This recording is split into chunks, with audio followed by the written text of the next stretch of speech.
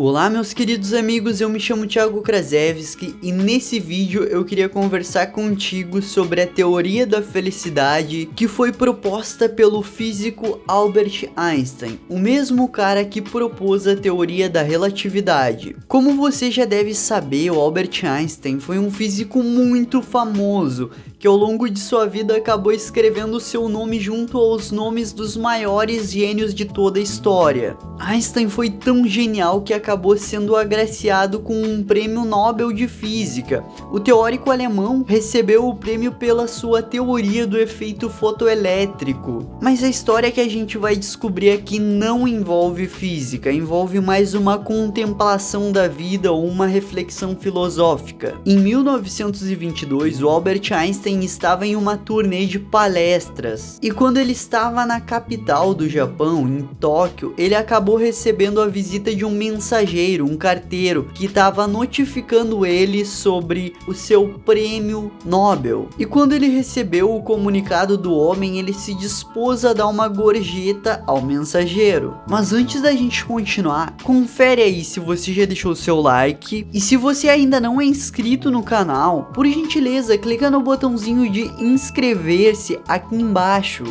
Mas infelizmente, pro azar do mensageiro, o Albert Einstein não tinha moedas em seu bolso, então ele resolveu entregar uma gorjeta muito mais importante. Ele deu duas notas escritas à mão, no qual ele detalhava de forma bem breve uma teoria de como alcançar a vida feliz, a vida plena. Agora eu não sei se o Albert Einstein queria que o mensageiro fosse muito feliz ou ele só estava apenas com vergonha de não ter moedas. Mas ao entregar essas notas, o Albert Einstein recomendou ao homem que guardasse aqueles papéis escritos por ele, pois segundo ele, no futuro essas notas viriam ser muito mais valiosas do que uma gorjeta comum em moedas. E não é que ele tinha toda a razão. A casa Wiener promoveu um leilão em 24 de outubro de 2017.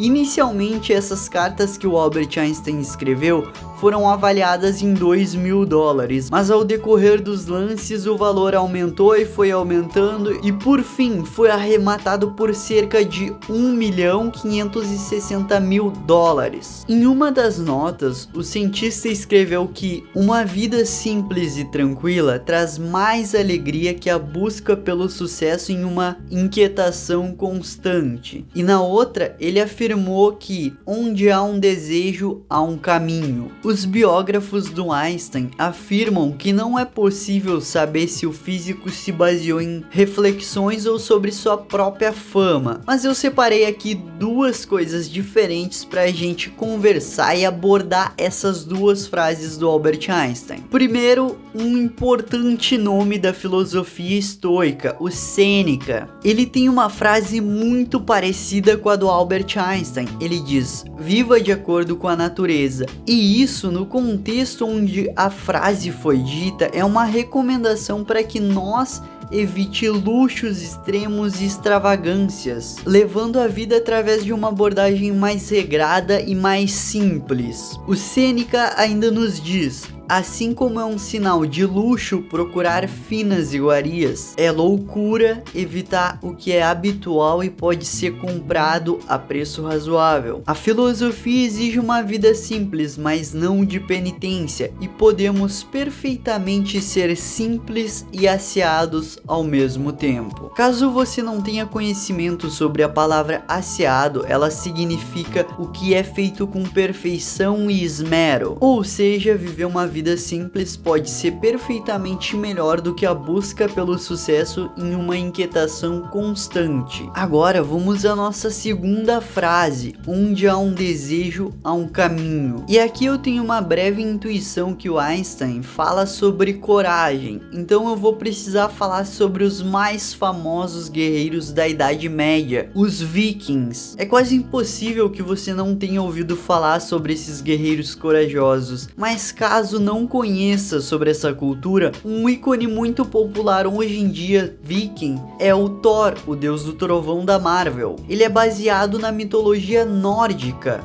O Thor seria um deus viking. Mas voltando ao assunto dos guerreiros vikings da vida real, existia uma classe diferente que ainda segundo as lendas, esses guerreiros eram chamados de berserkers. E eles lutavam como verdadeiros animais selvagens com um espírito de pura fúria, e eram quase invencíveis no campo de batalha devido à sua enorme coragem. A palavra inglesa berserk significa violento, incontrolável ou destrutivo, e tem origem nesses lendários guerreiros. Embora a minha explicação seja meio exagerada, selvagem e animalesca, ainda assim eu creio em um mundo onde nós podemos explicar as coisas através das associações, e essa é a minha maneira. Porém eu busquei um pouco mais a fundo sobre esses guerreiros e encontrei esclarecimento sobre a psicologia deles, e existe uma explicação para o delírio violento dos berserkers e por consequência o seu sucesso nas batalhas em que eles lutavam, e esse sucesso advém de causas puramente psicológicas. O pesquisador Peter Woodward, em um programa da BBC, testou essa teoria. A suposição inicial é que o tipo de equipamento mais usado por esses guerreiros era o machado. E como todo mundo sabe, o machado é uma arma somente de ataque, sem defesa. Imagina como estaria o psicológico de um guerreiro na frente de batalha sem nenhum tipo de proteção, lutando contra os inimigos